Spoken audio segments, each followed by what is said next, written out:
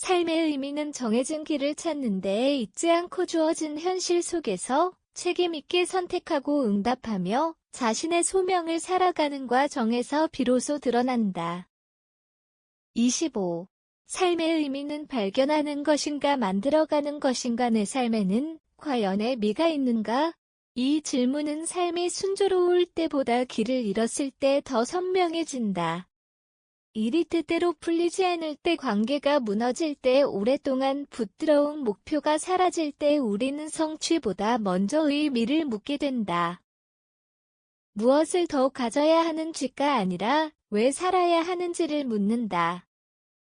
오늘의 사회는 선택지를 크게 늘렸지만 삶의 방향까지 자동으로 제공하지는 않는다.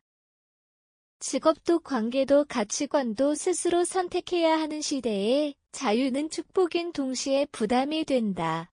그래서 오래된 질문이 다시 우리 앞에 선다. 삶의 의미는 세상 속에 이미 존재하여 우리가 발견해야 하는 것일까? 아니면 아무것도 정해져 있지 않은 세계에서 선택을 통해 만들어가야 하는 것일까? 빅터 프랭클의 의미치료, 로고세러피는 인간의 중요한 동기를 의미를 향한 의지에서 찾는다. 프랭클에게 의미는 기분이 좋아지기 위해 마음대로 꾸며내는 이야기가 아니다.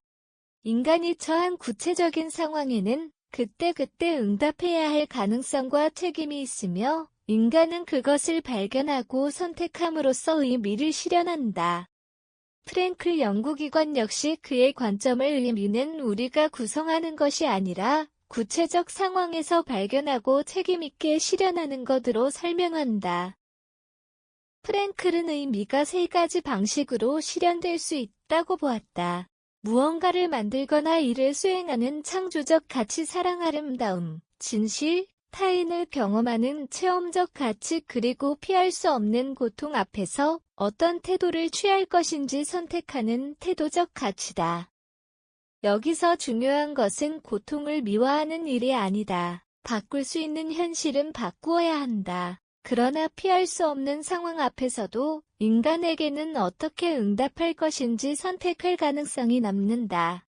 그러므로 프랭클에게 삶의 의미는 단순히 내가 무엇을 하고 싶은가라는 욕망의 문제가 아니다. 어떤 사람을 돌보아야 할 수도 있고 어떤 책임을 감당해야 할 수도 있으며 어떤 진실 앞에서 물러서지 않아야 할 수도 있다. 의미는 내가 세계를 향해 일방적으로 선언하는 것이 아니라 세계가 나에게 던지는 질문에 응답하는 과정에 가깝다. 실존 철학은 조금 다른 방향에서 출발한다. 특히 사르트르의 실존주의에서는 인간에게 미리 완성된 본질이 주어졌다고 보지 않는다. 우리는 먼저 존재하고 이후 자신의 선택과 행동을 통해 자신이 누구인지를 형성해간다. 인간은 고정된 자기 모습을 찾아내기만 하는 존재가 아니라 살아가면서 자신을 만들어가는 존재다. 실존주의가 자유와 책임을 함께 강조하는 이유도 여기에 있다. 이 생각에는 중요한 해방의 힘이 있다.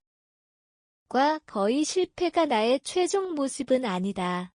사회가 붙인 이름도 타인이 내린 평가도 나의 전부가 될 수 없다. 오늘의 선택은 어제의 나를 반복할 수도 있지만 넘어설 수도 있다. 그러나 자유는 가볍지 않다. 내가 선택할 수 있다는 것은 그 선택의 책임도 나에게 있다는 뜻이다. 아무도 내 삶을 대신 살아줄 수 없다.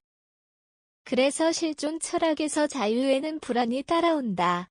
여기서 의미를 만든다는 말 역시 마음대로 의미를 조작한다는 뜻은 아니다.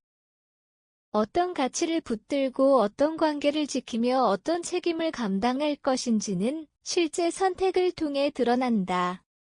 의미는 생각만으로 완성되지 않는다.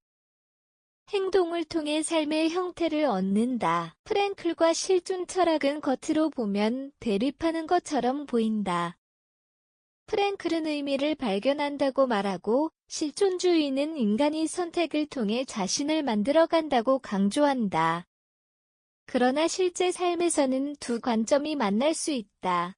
모든 의미를 내가 마음대로 만들어낸다고 생각하면 삶은 쉽게 자기 중심적인 취향으로 축소될 수 있다.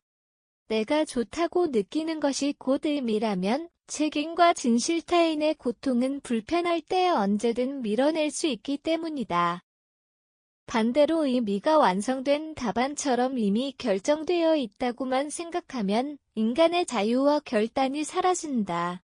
사람은 자신의 삶을 받아 적기만 하는 존재가 아니다. 그래서 더 설득력 있는 표현은 이것이다. 의미는 발견하고 선택하고 실현하는 것이다. 삶에는 내가 선택하지 않은 것이 많다. 태어난 시대와 가족 이미 일어난 상실 우연히 만난 사람 질병과 노화 피할 수 없는 한계가 그렇다.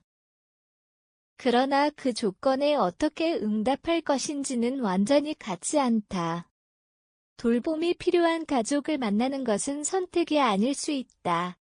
그러나 외면할 것인지 책임을 나눌 것인지 자신의 한계를 인정하고 도움을 요청할 것인지는 선택이다.